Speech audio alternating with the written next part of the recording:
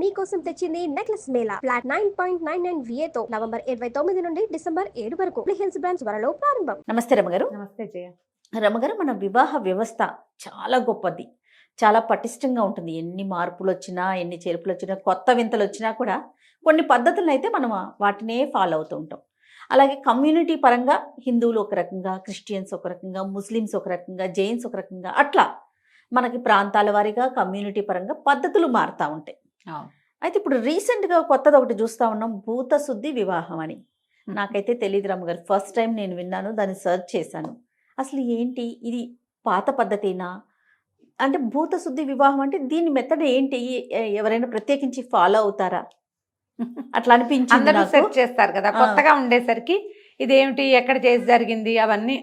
అవునవును, కొత్తగా వింత జయ. ఎప్పుడు కూడా ఇప్పుడు వివాహ విధానాలు ఉన్నాయి మనకు కూడా, మన దగ్గర కూడా తెలుగు రాష్ట్రాల్లో మనమే మాట్లాడుకుంటే, ఆంధ్ర ప్రాంతాల్లో కానీ తెలంగాణలో కానీ కమ్యూనిటీ పరంగా ఒక్కొక్క కమ్యూనిటీకి ఒక్కొక్క రకమైన వివాహ ప్రక్రియ ఉంటుంది. బేసిక్ ప్రక్రియ ఏంటంటే అయ్యగారు వచ్చి పెళ్లి చేయటం.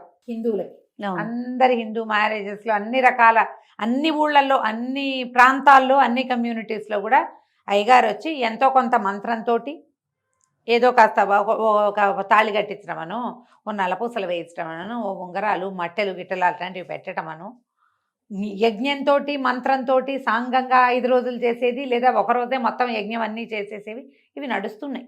ఇప్పటికీ మనం ఆ సిద్ధాంతాలు నడుస్తూనే ఉంటాయి. ఇందులో ఇదివరకు పూర్వకాలపు విధానాలు ఇంకా బోల్డ్ ఉండేవి. ఆర్షమని, బ్రాహ్మమని, ఆసురీ వివాహం అని, కన్యాశుల్కం ఇచ్చి డబ్బులు ఇచ్చి తెచ్చుకునేది, రాక్షస వివాహాలు, గాంధర్వ వివాహం ఇప్పుడు పుష్కలంగా జరిగేవి గాంధర్వాలే. అప్పుడేమిటి, దుష్యంతుడు శకుంతల చేసుకుంది గాంధర్వ వివాహం. ఎవరు ఉండక్కర్లా, వాళ్ళిద్దరే మాట్లాడుకుని వారి ఇంకా వివాహము ప్రక్రియ ఏం లేదు, నేను నీకు నువ్వు నాకు అనుకుని వాళ్ళిద్దరూ కలిసిపోవటమే గాంధర్వ వివాహం. అవి కూడా జరిగేవి. అవి కూడా ఆ పాతకాలంలో ప్రామాణికమైన వివాహ పద్ధతే అది. వాళ్ళిద్దరూ అది తప్పకుండా ఉండటం. పంచభూతాలు సాక్షి అంతే అనుకుంటారు. అదే పంచభూతాలే సాక్షి. వాళ్ళిద్దరే ఏకాంతంలో చేసుకునేది. ఇప్పుడు ఈ ఏకాంతంలో కలిసి ఉంటున్నారు, దాన్ని వివాహం అని అనుకోవటం లేదు. దీన్ని ఇంగ్లీష్ పేరు పెట్టుకున్నాం మనం, లివింగ్ టుగెదర్ అంటున్నాం. లివిన్ అవటం అని చెప్తున్నాం. కొంతమంది ఆ లివిన్ని గౌరవించి, పార్ట్నర్ని గౌరవించి లివిన్ తోటే కంటిన్యూ అయ్యి తర్వాత ఏదో మామూలు పెళ్లి చేసుకుని పిల్లల్ని కానీ ఉన్నవాళ్ళు కొంతమంది, కొంత పర్సంటేజ్ కనపడుతుంది. లివిన్ ఫ్రెండ్స్ విత్ బెనిఫిట్స్ అని కొంతకాలం మాత్రమే వాళ్ళ అవసరాలకు మాత్రం కలిసి ఉండి పెనుగులాడి, ఒకళ్ళు కావాలని రెండో వాళ్ళు వద్దని కొట్లాడుకుని వెళ్ళిపోతున్న గోలలు, అమ్మా నాన్నకి చెప్పకుండా చేయటాలు, ఇవన్నీ పాతకాలపు గాంధర్వ వివాహాలు అంత రహస్యంగా ఉండేవి కాదు. ఇప్పుడు రహస్యమైనవి వచ్చినాయి. సరే, వాటి గురించి అసలు డిస్కస్ చేయకూడదు. ఇప్పుడు నువ్వు చెప్పిన భూత శుద్ధి వివాహం. భూత శుద్ధి అంటే మామూలుగా భూతము అంటే ఏమిటి, అదేదో కాదు, పంచభూతాలు. ఆ పంచభూతాలని శుద్ధీకరించి ఈ అమ్మాయి ఈ అబ్బాయి వీళ్ళిద్దరిని కలిపి ఉంచటం అనేది ఒక ప్రక్రియగా జరిగి ఉండవచ్చు. అది ఈశా ఫౌండేషన్లో చేసుకున్నారు వాళ్ళు పెళ్లి. అదే కదా ప్రఖ్యాతురాలు అమ్మాయి. తను ఎప్పటి నుంచో యాక్ట్రెస్ కాబట్టి అతను కూడా ప్రఖ్యాతుడైన డైరెక్టరు. వాళ్ళిద్దరూ పెళ్లి చేసుకోదలుచుకున్నారు. అండ్ ఇద్దరికి సెకండ్ మ్యారేజ్. అవును, ఈ నార్మల్ సివిల్ తాంబూలాలు పుచ్చుకోవటము, ఉంగరాలు పెట్టుకుని అందరికీ చూపించుకోవటాలు, ఎంగేజ్మెంట్ చేసి తర్వాత మెహందీలని, హల్దీలని అవన్నీ చేసే ఉద్దేశం ఉండుండదు వాళ్ళకి. అవద్దు, సింపుల్గా చేసుకోవాలనుకున్నారు. ఈ సింపుల్గా చేసుకోవడానికి ఆర్య సమాజ్ పెళ్లిళ్ళు చేసుకుంటారు చాలా మంది. ఆర్య సమాజ్కి వెళ్తే పెళ్ళి అయిపోతుంది. హిందీ వాళ్ళ పెళ్లిళ్ళు కూడా చాలా సింపుల్గా అయిపోతాయి. నార్త్ ఇండియన్స్ పెళ్లిళ్ళు కూడా అగ్నిహోత్రం చుట్టూ అక్కడ కూడా కన్యాదానము అలాంటి విధి నడుస్తుంది. ఎవరెవరి విధానం అది.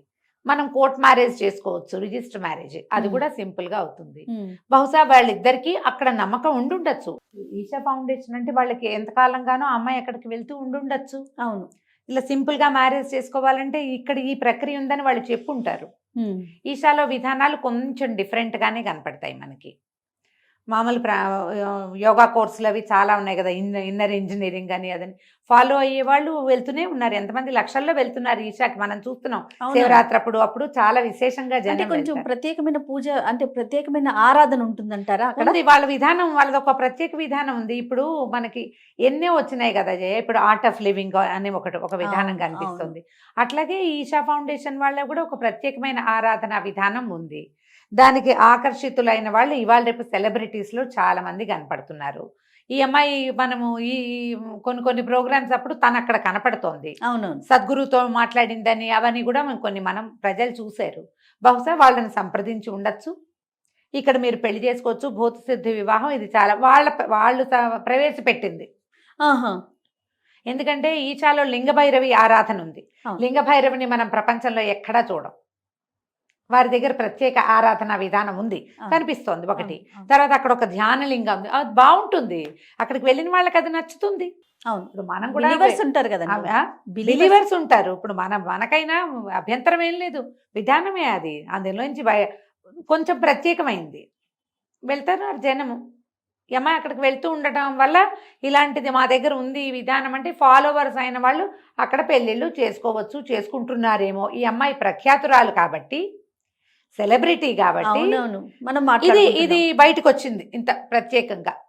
విధానం ఎలా ఉండొచ్చు అంటారు రమ్మగారు? తెలియదు జయ, నాకు ఒక విషయం తెలుసు. ఈశాలో క్లేశనాశక క్రియ అని ఒక ప్రత్యేకమైన క్రియ చేస్తారు. ఇది ఏంటంటే మన దిష్టి తీయటం లాంటిది. ఓకే. ఏవైనా ప్రాబ్లమ్స్లో ఉన్న వాళ్ళు, చాలా ఇబ్బందుల్లో ఉండి మనకి జనఘోష తగిలింది, దిష్టి తగిలింది, లేదా ఏదో మనం ఒక బరువు మోస్తున్నట్టుగా ఉంటే ఈ క్లేశనాశక క్రియ చేయించుకోవచ్చు. వారికి అడ్వర్టైజ్మెంట్ చేస్తున్నానని భావించకండమ్మా, ఇది అక్కడ జరిగే ఒక విధానము. నాకు కొంతమంది స్నేహితులు చెప్పారు, నాకు స్వయంగా ఆరా పుల్లింగ్ చేస్తారా? ఆరా పుల్లింగ్ లాంటిది. ఇప్పుడు మనం దిష్టి తీయంగానే ఆరా పుల్ మనకు తెలుసు. అవును. అక్కడ ఇంకా కొంచెం ప్రత్యేక విధానంతో చేస్తారు, అగ్నితోటి, తర్వాత వెలిగించి కాకడ అది కూడా దిగదీర్చి చేయటం, అట్లాంటి విధానాలు అక్కడ ఉన్నాయి. మనము వారు ఇలాంటిది ఏదైనా ఒక పద్ధతి ప్రవేశపెట్టి ఉండుండొచ్చు. మరి ఏదైనా మంత్రంతో చేస్తారా, క్రియతో చేస్తారా అనేది భూతశుద్ధి వివాహం అని రాయబడింది. కానీ వీళ్ళ పెళ్లి విషయం బయటకు వచ్చినప్పుడు ఏం చేశారు అనేది తెలియలేదు. ఫొటోస్ లో మాత్రం బాగా కనపడింది. ఏంటంటే చిల్లర కుప్పలు రాసులుగా పోసిన కుంకుమ, పసుపు అలాంటివన్నీ కనపడ్డాయి. మరి ఏమైనా సాంబ్రాణి అవి వెలిగించి ఏదైనా హారతులు ఇచ్చి అట్లా చేస్తారేమో. ప్రక్రియని దగ్గర నుంచి చూసిన వాళ్ళు ఎవరైనా ప్రపంచానికి ఇది భూతశుద్ధి వివాహం అని తెలియజేస్తే ప్రజలందరూ తెలుసుకుంటారు. మనకి పురాతన విధానాల్లో ఇలాంటి వివాహం లేదు. పైగా ఇంకొకటి, ఇప్పుడు మూఢం, ఇది 28వ తారీఖు నుంచి మనకి మూఢమి ప్రవేశించింది. ఫిబ్రవరి ఇంచుమించుగా 13వ తారీఖు దాకా అంతా మూఢమే ఉంది. ఇప్పుడు వివాహాది క్రతువులు జరగవు. దేనికి అవి ఎప్పుడు జరగవు? ముహూర్తం పెట్టాలంటే, ప్రత్యేకమైన ముహూర్తం కావాలంటే ముహూర్తాలు పెట్టుకోవడానికి వీల్లేదు. ఈ రోజుల్లో ముహూర్తాలు ఉండవు. ఇది ముహూర్తం చూసే చేసే వివాహం కాదనమాట. ఆర్య సమాజ వివాహం లాగానే వాళ్ళు కూడా ఏం లేదు, మనం ఏదైనా ఒక టైం ఫిక్స్ చేసుకుని వెళ్తే పెళ్లి చేసేస్తారు మనకి. వీళ్ళు కూడా అలాగే చేసి ఉండొచ్చు. వాళ్ళ విధానం ప్రకారం ఏదో మంచి రోజో సమయమో చూసుకుని ఉండొచ్చు. అక్కడ పద్ధతి ఉంటుంది కాబట్టి. అవును, వాళ్ళ పద్ధతి ఉంటుంది, వాళ్ళకేదో పద్ధతి ఉంది. ఆ పద్ధతి ప్రకారం వధువు వరుడు ఇద్దరు ఉండాలి, మరి వాళ్ళ పెద్దవాళ్ళు ఉండాలి, స్నేహితులు ఉండాలి, అలాంటిది ఏదో ఉండుంటుంది. ఈ పసుపని కుంకుమని కనపడుతున్నాయి. తాళి బొట్టు కట్టినట్టు అలాంటివి మనకి కనిపించలా, దండలు వేసుకున్నట్టు మాత్రం కనిపిస్తున్నాయి. అందులో ఇంకా ఈ తాళి ఇది ఉండుండద్దు. అలాంటి నమ్మకాలు ఉండొచ్చు, ఉండకపోవచ్చు, ఏదైనా తెలీదు.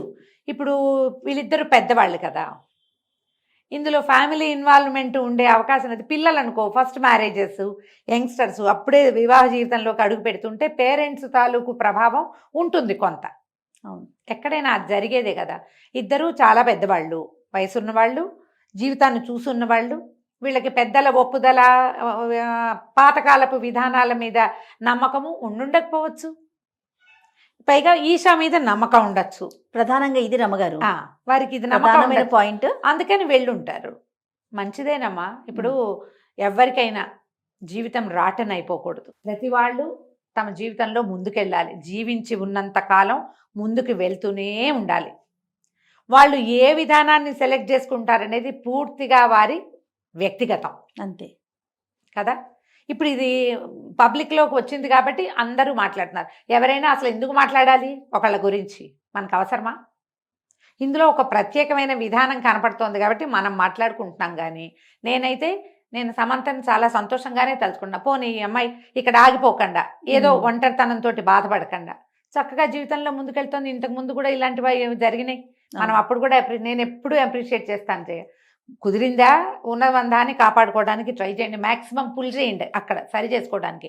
అవలేదు, అక్కడుండి కుంగి కునారిల్లిపోయి భూస్థాపితం అయిపోవద్దు. ఎస్, కొత్త ముందుకెళ్ళండి. జీవితాన్ని ప్రారంభించాలి కదా. ప్రారంభించండి. ఎవరైనా ముందుకెళ్ళవలసిందే కదా. అవును రమ్మగారు. పెనుగులాట ఎందుకు, ఎక్కడో చోటకి వెళ్ళండి. వాళ్ళకి నమ్మకం ఉన్నది చేసుకున్నారు. వాళ్ళిద్దరూ కలిసి ఉండటానికి ఏదో ఒక ప్రక్రియ దీన్ని తీసుకున్నారు. వాళ్ళు కలిసే ఉంటే మీరు నేను మాట్లాడేది అడిగేది ఏమీ లేదు, వాళ్ళ ఇష్టం అది. అవును. కానీ ఇది ఒక ప్రక్రియ చేసి దీనివల్ల ఏంటంటే తమ జీవితాల్లో వచ్చే ఏ అబ్స్టకల్స్ తొలగిపోతాయని వాళ్ళు నమ్మేరో అదేదో చేసి ఉంటారు అంతే. ఎవరైనా దీని మీద అవగాహన ఉన్న వాళ్ళు ఈ భూత శుద్ధి ఇలా జరుగుతుంది అని తెలియజేస్తే అంటే ఆల్రెడీ ఫాలోవర్స్ గా ఉన్న వాళ్ళైతే దీన్ని ప్రిఫర్ చేయొచ్చు కూడా. ముందు మనం అవి కూడా చూస్తాం. అవును. ఇప్పుడు మన దగ్గర నుంచి కూడా ఆర్య సమాజ వివాహాలు చేసుకుని వాళ్ళు కోర్టు మ్యారేజ్ చేసుకుని అంటే ఏదేమా రిజిస్టర్ మ్యారేజ్ చేసుకుని రిసెప్షన్స్ ఇచ్చే వాళ్ళు ఉన్నారు కదా. జరుగుతాయి అట్లా. ఇప్పుడు మన ట్రెడిషన్ ప్రకారము అగ్నిహోత్రం ఉండాలి, తాళిబొట్టు కట్టాలి, పసుపు బొట్టు అన్నీ ఉండాలి, ఇవి ఉంటేనే పెళ్ళి అన్న నమ్మకం నరనరాల్లో జీర్ణించుకుపోయి వాళ్ళకున్న వాళ్ళ పేరెంట్స్కున్న నడుస్తుంది. అన్ని విధానాలతో పాటు కొత్తవి చాలా వస్తున్నాయి. అందులో ఇదొకటి. ఏదైనా వీళ్ళు ఏంటంటే ప్రపంచానికి తెలిసి ఒకటవటమే ఒక మంచి సైన్గా నేనైతే భావిస్తున్నాను. ఏదో కలిసి ఉండి ఏమి ఇస్తారు సమాజానికి చెప్పు. ఇప్పుడు ఇది మంచిదే కదా. అది కాబట్టి ఇలాంటి దాన్ని కూడా అభినందనీయమే. ఇది కూడా అంతే. కలిసి ఉండేందుకు ఒక ప్రక్రియని వాళ్ళు తీసుకున్నారు. అంతవరకు సంతోషించాల్సిన విషయం. అది మంచి మాటేనమ్మా. అవును రమ్మగారు, మంచిదే కదా. ఇప్పుడు హ్యాపీగా విష్ చేద్దాం మనమంతా కూడా. అంతే, హాయిగా ఉండండి ఏదో ఒక రకంగా. సెలబ్రిటీస్ కాబట్టి ఈ విషయం వెలుగులోకి బయటకు వచ్చింది, వెలుగులోకి వచ్చింది. కానీ ఆ ఫాలోవర్స్ కి తెలిసే ఉంటుంది. వాళ్ళలో ఎవరైనా అక్కడ పెళ్ళిళ్ళు చేసుకోవటం అలా జరుగుతూ కూడా ఉందేమో, మరి మనకు తెలియదు. ఖర్చు తక్కువ అవుతుందా, సమయం తక్కువ పడుతుందా, ఆ విధానం ఏదైనా ఆసక్తికరంగా ఉంటుందా, అది మెల్లిగా మనకు తెలుస్తుంది, ప్రపంచానికి తెలుస్తుంది, అందరికీ తెలుస్తుంది. అంటే సమంత ఇలాంటి సెలబ్రిటీస్ కి ఖర్చుతో పనేముంది, కానీ పని లేదు. మీరు అన్నట్లుగా అదేదో ఆసక్తికరం అయి ఉండొచ్చు రమ్మగారు. అదే చూడాలి. రైట్ రమ్మగారు, నమస్తే. నమస్తే జయ.